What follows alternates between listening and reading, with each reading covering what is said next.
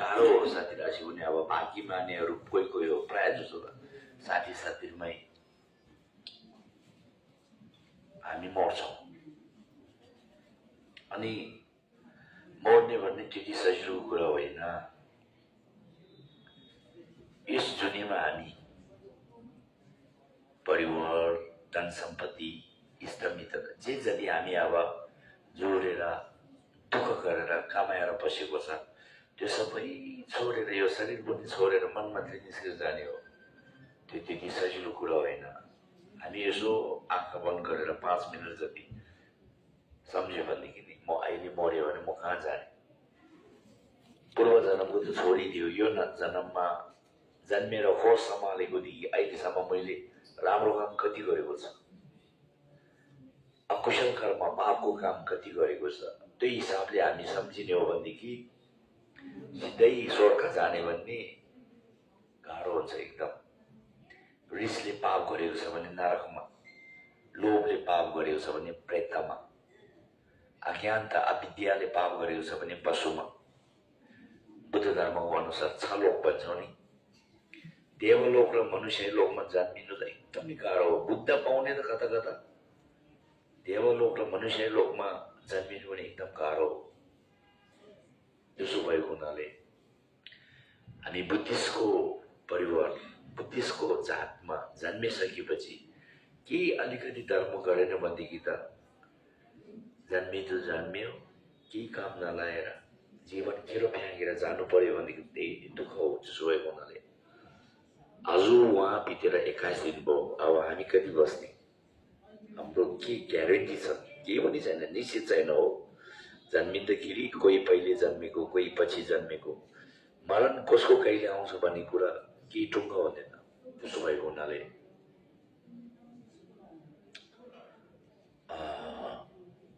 अहिले त हामी सबै नेपालको कुरा गर्नुपर्दा तामाङ, शेर्पा, अब यो जति पनि हामी गुरुङ है लगायत बुद्धिस्टको समुदायमा छुन नसिकाउने, मनी नजप्ने, भजन गुरु नजप्ने त धेरै कम्ती हो अहिले, पहिले जस्तो होइन। म सानो हुँदाखेरि त अब लामाहरूले छेउ पर्छ, दिदीबहिनीहरूले त काको पनि पढ्नु पाइँदैन। अहिले मैले पनि छेउ पढ्नु थालेको, के चाहिँ बनेको होला भन्थ्यो।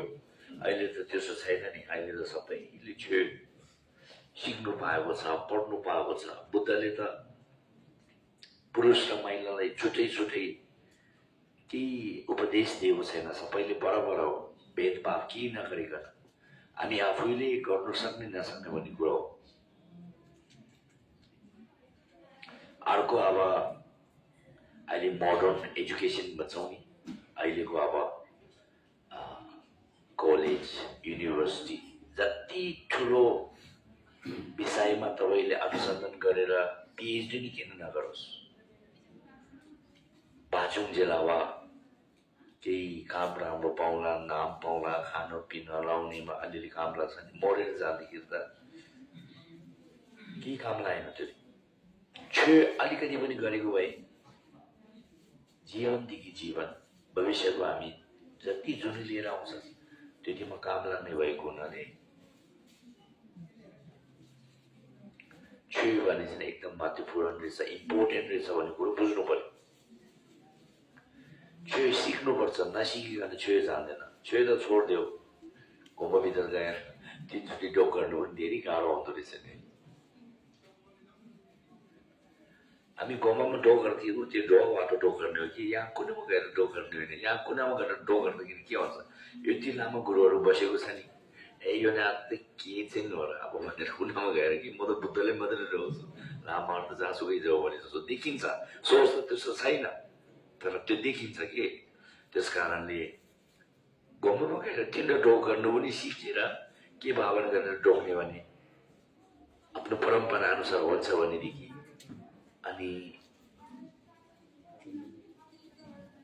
सङ्घीय पक्ने भन्छौँ नि, जुन हजुर हामीले उहाँ बितेको मामको निम्ति पूजा चाहिँ हो पक्ने, अमिताभ बुद्धको साधना झापेर त्यो गर्नु लागेको छु। त्यसमा गञ्चक्र चोकहरू चलाएर अनि नेबर भन्छ, नेबर भन्दा दुःखको ठाउँबाट निकालेर सुखको ठाउँमा पठाउने हो नि पर्नु भने ठाउँ फेरिदिने कुरा हो कि अब हामीले पढेर उहाँसितै त्यो अचेन सुखवतीमा पुग्छै भन्ने त गाह्रो हो तर पनि हामी तिनीहरूप्रति शारदा कर्ममा विश्वास सम्पूर्ण प्राणीको हितको निम्ति सम्झेर सच्चा मनले पढ्दाखेरि के न के त फाइदा हुन्छ नि हो त्यस्तो तपाईँहरू पनि जीवित हुँदाखेरि अमिताभ बुद्धको भावना गरेर ओम आमी देवाफी अमिताभ बुद्धको मन्त्रहरू कसरी जाप्ने भन्ने जसै गरेर चेनिजिङ अवलोकितेश्वर भावना गरेर मणि मन्त्र कसरी जाप्ने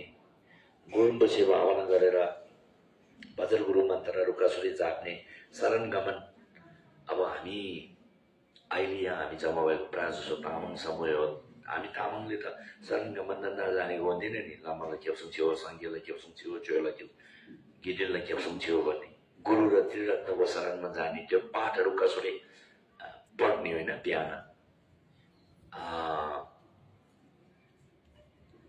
तिनीहरू पनि सिकेर अलिअलि हामी अभ्यासमा लाग्नुपर्छ अभ्यास गरेन भने काम लाग्दैन हामी बिमार हुँदाखेरि दबाई किनेर खानुपर्छ नि खाएर मात्रै बिमार निको हुन्छ डक्टरले मात्रै बेर्ने दबाई किनेर कोठामा लिएर मात्रै राख्ने दबाई खाएर भने त रोगबाट हामी निको हुँदैनौँ नि त्यस्तै ए फलाना लामा भने मैले चिनेको मेरो त इष्टमित्र हो साथीभाइ हो फलाना लामा भने मैले चिनेको बौद्धमा पनि म पुग्छु स्वयम्भूमा पनि म पुग्छु होइन फेरि धर्मको सोच विचार मान्छे केही छैन भनेदेखि हाम्रो पाप काटिँदैन हामीले पुण्य सञ्चय गर्नु सक्दैन कुशल कर्म हुँदैन अनि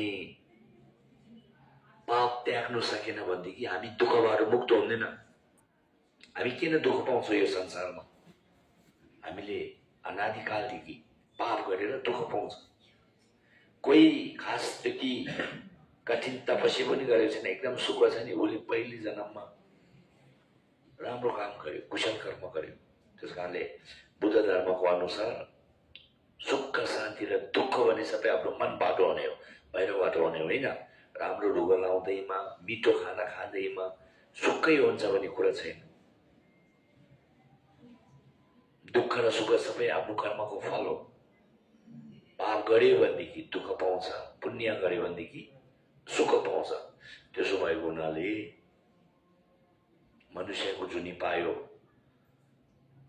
गुरु दर्शन भयो धर्महरू पनि सुन्नु पर्यो पायो बुद्ध धर्म भएको ठाउँमा जन्मेको फाइदा के हुनु पर्यो जस्तो अब काठमाडौँ भएर एकदम तीर्थस्थल हो नि काठमाडौँ अरू अरू देशको मान्छेहरू हामी काठमाडौँमा गएर तीनवटा मूल साहित्यहरू छ नि चोर्तेन स्वयम्भू बौद्ध नमो बुद्ध यो दर्शन गर्न आउँछ नि हामी यहीँ छौँ यहीँ जन्मियो यहीँ हुर्कियो तर हामी चाहिँ फेरि यसो बौद्धतिर के 3-4 बजीमा मान्छे धेरै घुम्छ नि मान्छे सबै यसरी दायाँ घुम्छ नि कोही चाहिँ बायाँ घुमेर आउँछ कि को आएर छ कसो कसो लुगा लगाएर छ भनेर हेरेर बौद्ध घुम्नु त घुम्छ उल्टो घुम्छ भनेको मान्छेको अनुहार हेर्नुको निम्ति के पाप खानुको निम्ति होइन अब हामी त्यही छेउमै बसेर पाठ पूजा गर्नु नसक्ने प्रार्थना पनि गर्नु नसक्ने परिक्रमा पनि गर्नु नसक्ने ढोको पनि चलाउनु नसक्ने हामी त्यहाँ जन्मेको केही महत्त्व भएन केही फाइदा भएन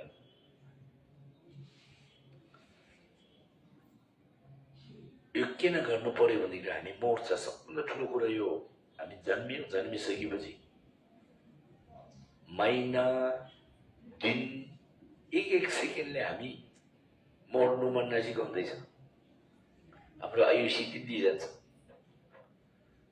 पुस्तकमा के भनेको छ जस्तो घाम पूर्वबाट निस्केर एक सेकेन्डमा पश्चिमको नजिक जान्छ नि त्यसै हामी जन्मेर जति दिन बस्छौँ हामी मरणको नजिक पुग्छौँ घाम पश्चिम लाग्दै गरेपछि त्यसको छाया चाहिँ पूर्व आउँदै गर्छौँ नि त्यस्तै जति हाम्रो उमेर बितिँदै गयो यमराजको दूतहरू हामीले लानुलाई हामी नजिक हुँदै जान्छ अन्तमा अब आमा बाबु दाजुभाइ दिदीबहिनी धन सम्पत्ति घर जग्गा सबै छोडेर अरू त छोडिदियो हामीले अहिलेसम्म होस सम्हालेदेखि मेरो यो मेरो जिउ मेरो जान भनेर मिठो खुवाएर राम्रो लगाएर यसको निम्ति हामी दुःख गरेर बसेको नि यो पनि छोडेर मन मात्रै निस्केर जानुपर्छ हामीले लानु पाउने चाहिँ दुईटा मात्रै हो, पुण्य र पाप।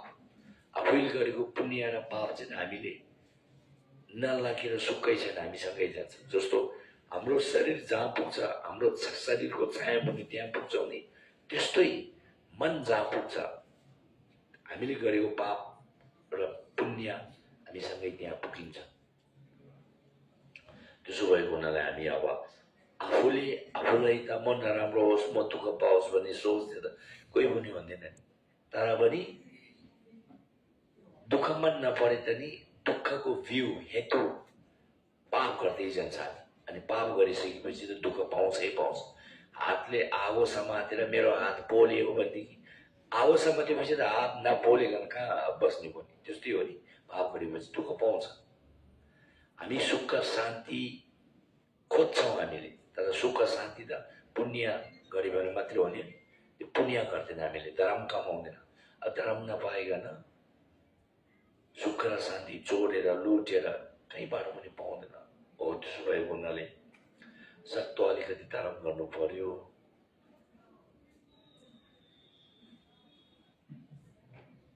अब काठमाडौँको कुरा गर्नुपर्दा अर्को ठाउँ भन्दा यो धेरै राम्रो ठाउँ। यो कति कति ठुल्ठुलो रिम्पोछेहरू आएर वाङ लुङ गर्नुहुन्छ, अभिषेक आगम, तिनीहरू पनि अलिअलि सुन्नु पर्यो। अनि सबभन्दा ठुलो चाहिँ धर्म सुन्नुपर्छ। धर्म तपाईँले हजारौँ वाङ थाप्ला, धर्म सिक्दै सिकेन भनेदेखि त अलिअलि पुण्य त कमायो, तर मोक्ष पाउने भन्ने धेरै गाह्रो कुरा हो। दुःखबाट मुक्ति हुने भन्ने चाहिँ धेरै गाह्रो कुरा हो। त्यस कारणले धर्म सुन्नु पर्यो, धर्म सुनेर जानेको अभ्यास गर्नु पर्यो। जस्तो कि दबाई खाएर रोगबाट निको हुन्छौ नि, त्यसरी। अनि अब हामी सबैमा, परिवारमा, छिमेकीमा, गाउँठाउँमा अब जन्मेपछि सबै मर्छ, नमरे कोही पनि हुँदैन। अनि मान्छे मरिसकेपछि के गर्ने भन्ने कुरो पनि एकदम ठुलो कुरा हो। सबभन्दा पहिले त आफू जीवित हुँदाखेरि आफूले पुण्य कमाउनु पर्यो। अनि त्यहाँदेखि कोही मर्नु लागेछ भनेदेखि, अब हामी मोर्चाङमा स्कुलमा पढेको है, गुरुम्बुछेको परम्परा अनुसार सबभन्दा पहिले के सक्दो त हामी 7 दिन भन्छौँ नि, पाठ पूजा गरेर सकी त अब निको होस् भन्ने गर्छौँ नि। अब अन्तिममा अब यो बाँच्दैन, यो पक्कै मर्छ भन्ने थाहा पाएपछि लामाहरू लिएर पर्दो थेटोल भन्नेहरू हुन्छ नि, तिनीहरू पर्नु लगाउने हो बिमार मान्छेको छेउमा बस्यो। अनि मरिसकेपछि लामा गुरुहरू लिएर फोहा गर्ने भन्छ। फोहा र नेपालको अर्थ एउटै हो, फोहा गर्ने। फोहा भने नि ठाउँ फेर्ने कुरो हो। दुःखको सागरबाट निकालेर सुखको शुद्ध भुवनमा पठाउने भन्ने कुरा हो नि, सिङ्काममा। त्यहाँदेखि बेलामहरू पर्ने।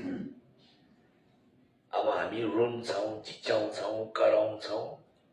अब मनले नमानेर गर्छ, त्यसले त मरेको मान्छेलाई झन् दुःख हुन्छ। हामीले कराएको चाहिँ सबै यो मेघ गर्छेर उसलाई तर्साउँछ भन्छ। हामीले जति आँसु खसाउँछ नि, त्यो आँसु सबै आसिना भएर उसलाई बितेर गएको मान्छेले दुःख दिन्छ भनेको छ। त्यस कारण हामीले अब एकदम सच्चा मनले, किन बितेर गएको मान्छे त गइसक्यो, उसको हातमा के पनि छैन, एउटा बत्ती बाल्नु नसक्ने भइसक्यो।